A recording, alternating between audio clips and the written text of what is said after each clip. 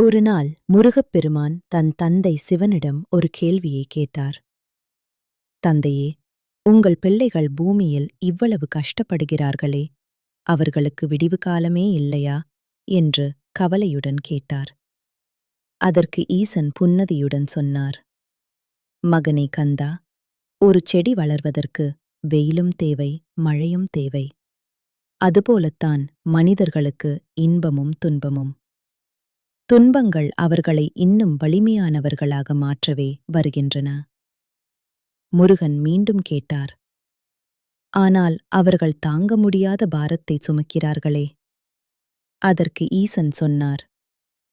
யார் ஒருவர் தன் கவலைகளை என் பாதத்தில் சமர்ப்பித்துவிட்டு நம்பிக்கையோடு தன் கடமையைச் செய்கிறாரோ, அவருக்கு நானே துணையாக இருப்பேன். கலங்காதே மகளே, நான் இருக்கிறேன் என்று அவர்களிடம் சொல். ஆம் பிரியமானவர்களே, உங்கள் கவலைகளை ஈசனிடம் விட்டுவிடுங்கள். முருகனின் வேல் உங்களுக்கு துணையாக இருக்கும். முயற்சி உன்னுடையது, வெற்றி முருகனுடையது. ஓம் நமச்சிவாய.